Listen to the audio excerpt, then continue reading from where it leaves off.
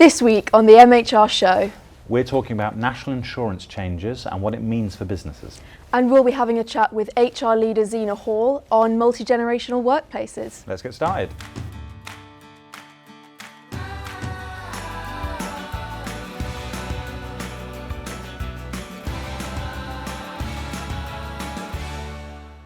So Bella, how are we starting this week? So this week we're going to get started with talking about the national insurance changes coming in April. So we have James and Kay from our MHR team joining us on the sofa today. Kay, James, thanks for joining us. National insurance changes at April. Why are we having this conversation now then? So we've been talking about it for at least the last 6 months really, but with April rapidly approaching, now's the time that businesses are really getting into their last chance to make those changes. What are the main changes then businesses can expect in relation to national insurance? So from the Halloween budget last year, Rachel Reeves, Chancellor, announced changes to rates and thresholds for employers' national insurance. So kind of on the face of it, sticking to the manifesto pledge of not increasing taxes on working people, they're increasing them on employers instead. This has resulted in an increase to 15% of employers' national insurance rate from the current 13.8, and also a big drop in the secondary threshold, which is the point of earnings at which employers start paying national insurance, from the current rate of £9,100 down to £5,000. So that in itself, for any employees already being paid at least £9,100, is an increase of £615 per employee.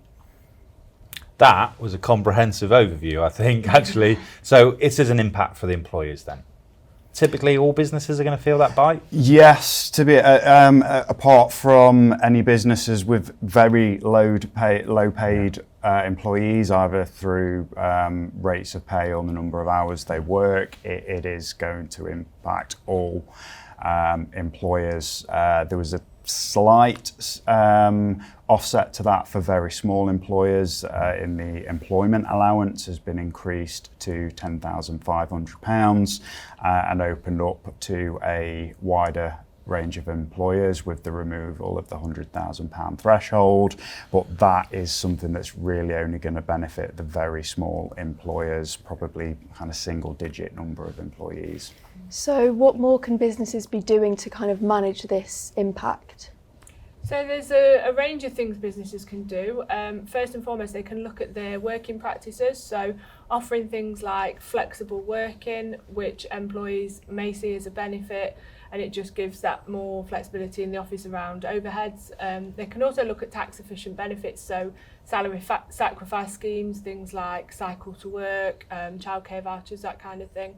They can also look at redistributing skills among their teams, so when there's a cost hike, often businesses, the first thing they'll do is look at reducing headcount, but we know that has a lot of bad impacts across the workforce. So by upskilling their current workforce to maybe take on additional roles, that's good for the employee and good for the business as well. Mm-hmm. So is that because, and the benefits of that, is that because actually with national insurance changes, it means it's costing businesses more money? You're saying these kind of approaches are going to just help them save or retain, so they're not spending as much? Is that the view? Yeah, so some of them will help save money, the ones that focus more on overheads.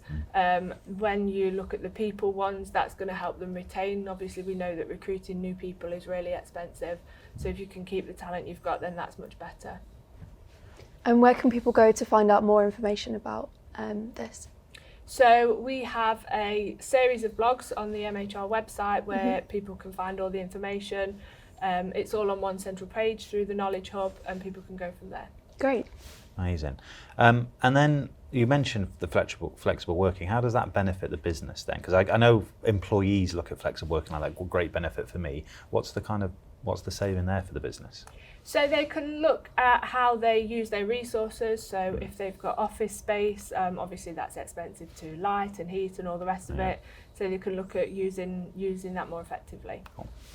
So obviously some tips and advice there actually about how we can support them. I think we've got a sense of the changes. Obviously, for a lot of businesses, they must be feeling a bit worried about it, right? Yeah, I mean, certainly the figures I threw out earlier, it's like this is going to be a big increase in costs for basically all employers. Obviously, it depends on the number of employees you have, what they are paid, how much that is going to impact you.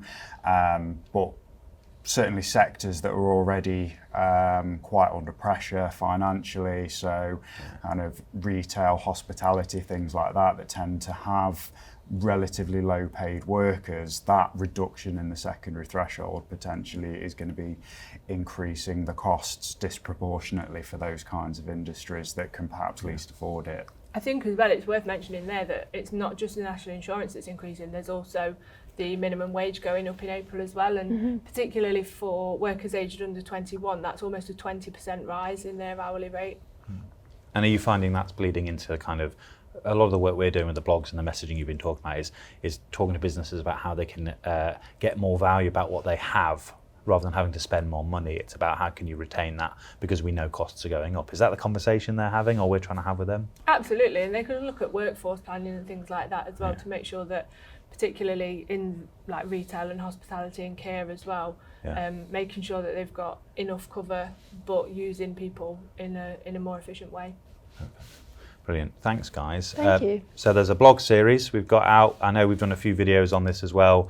It would be great to have you guys back in actually after April, and we can see maybe throughout the year as there's the spring budgets and all kinds of things happening, actually how the kind of landscape's changing and what we think are affecting businesses. So we'd really appreciate having you back. Absolutely. Okay. Brilliant. So as we've said, go to our Knowledge Hub. There is lots on there, actually, the blog series, the videos. You can search terms, national insurance. You can have a look at all our different guides and get as much advice as you can from the team here and the rest of MHR on our website. Thanks, guys. Thank you. Thank you. Now, we've been talking all month at MHR about multi-generational workplaces. And to join us on the conversation on that topic today on the MHR show, we have Zena Hall. Hi, Zena. How are you? Hi, I'm good. Thanks, Andy. Nice to see you.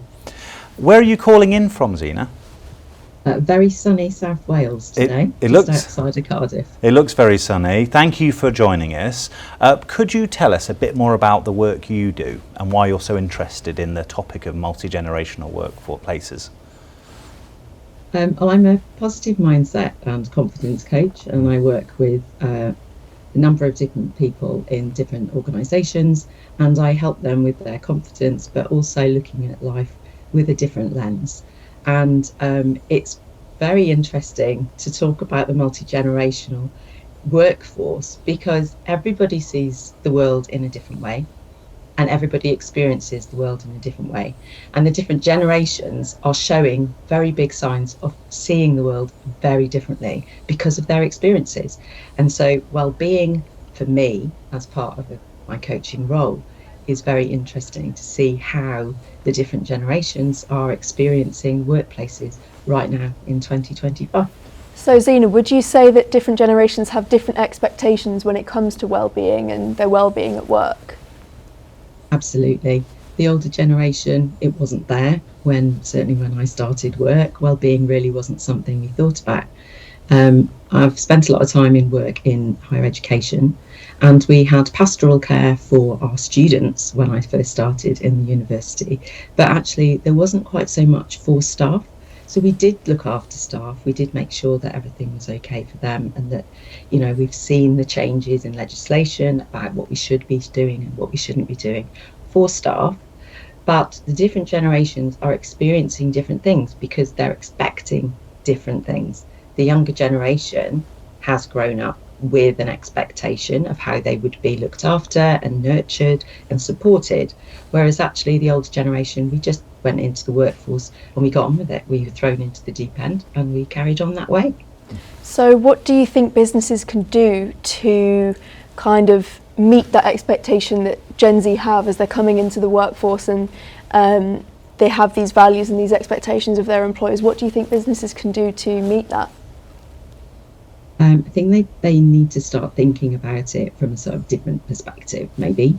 Open up conversations between the different generations so they understand the values and the expectations, and really get under the skin of workforce and the people that they're employing, because everyone's different and everybody needs something different. It doesn't matter about the generations necessarily when you're thinking about it like that, but we all need different things to survive, to thrive in work.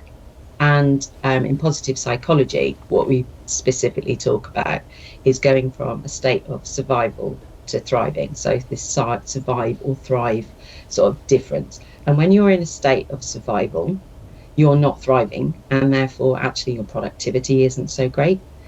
So if you're an organisation and you're looking at the different generations, but you're looking at well-being of your staff, what you really want to be focusing on is how do you have a thriving workforce? How do you support them? What do you put in place? What training do they need? What downtime do they need? What's actually going to make them a better employee? So that actually when they're in work, they're giving you everything that you want and expect from them. So if we look at their expectations and what they want, and then we look at what we can deliver as an organisation and bring the two together through communication and actually understanding what everybody needs, we should have a happier and better thriving workforce rather than a workforce that are just thriving and getting by in life. Amazing. On the topic of technology then, because you just talked about communication, we could make stereotypical assumptions that different generations have a different relationship with technology or different ability. What do you see in your work in terms of different generations or the role of technology to support well-being as well in the workplace? Technology supporting. I think it's interesting to think about technology for these stereotypes. Let's deal with that bit first, Andy, maybe. So the younger generation were born, especially our very, very young generation that are coming in now, Gen Z. They're coming in, they had smartphones from such an early age. I mean, I can remember my kids just sort of swiping through a digital camera, and it was just an automatic thing for them. They knew that a touch screen existed, whereas actually now, you know, when we were looking at technology to start with, we were blown away by it. So technology from a stereotypical point of view, the older generation aren't so great with technology. My husband's a perfect example. He thinks technology's out to get him, and that's a belief that he has. So we stereotypically say the older generation aren't so great. But if I look at myself, I'm the same generation as my husband. I did the first GCSE in IT that was available, and I've lived with technology and evolved through it. So everyone's different. We can't make assumptions. But how we can use technology to help us is looking what the different generations use. So, for example, when you're looking at technology for the older generation, we still like our pen and we like our paper and we like the telephone. And then when we look at the younger generation, they absolutely detest the telephone. It's not something that they love using. They like they like pictures, let's face it. Let's go back to the Egyptian days, I think, and just use pictures for our communication would be sometimes a good idea. Yeah, I mean, as a millennial, I'm very comfortable saying that I'm not that keen on answering the phone. I'm not going to lie. I know my parents would be like, why aren't you calling me? I'm like, I don't do phone calls. It's just not how I like to consume information or have conversations with people. But that is my expectation. Following that on then, I think you've raised some really valid points about making assumptions about different generations. Do you think there are any kind of myths or kind of misconceptions that are out there in the world of work that we should be challenging about how we perceive different generations? Absolutely. The younger generation, I think, are very much perceived as being lazy. It's not lazy. They just need something different. They're expecting different things. They've been taught in a different way than the older generations. And I think that if we talk to people and understand what people need, we can get to the bottom of what they need in the workplace to thrive. And the values of the different generations. So the values for the younger generation are very much around wanting to learn, wanting to know how to do things and being supported. And then they will give you what you want from them, but they want to be supported. So their different expectations need to be met, basically, I think is really the way to go forward with organisations. Thank you for that, Zina. I think as a positive psychology coach and a HR leader and someone with a lot of your experience and expertise, it's been really insightful to kind of learn about that. It's a new area for me. I've not really discussed it before. What can people do to find out more about the work you do? So people can find me on LinkedIn, but I've also got a website. So I'm Zina at Zina's Coaching if people wanted to reach out to me. But Zina's Coaching is my website, and you can find out how you can work with me on there. And I post daily on Instagram talking about well-being, positive psychology, and helpful tips and tricks to help you thrive in life and get away from just that survival way of being that quite a lot of people find themselves in this very busy world in which we live. Thank you, Zina. That's great. Thanks for joining us today. And of course, obviously, we've been talking about multi-generational workplaces all month. So there are places you can go. Our Knowledge Hub, predominantly on MHR, to find some blogs. We have Telegraph articles, we have videos, we have webinars talking about this topic. So if you are interested in what we've discussed today, you can continue that conversation with us online. Do engage with us. Until then, I think it's a nice place to wrap up the show. So again, thank you very much, Zina, for joining us. No, it's been an absolute pleasure to see you both. Thank you. And thank you to all of our guests today. I've been Andy. I've been Isabella. And we'll see you next time. Thank you.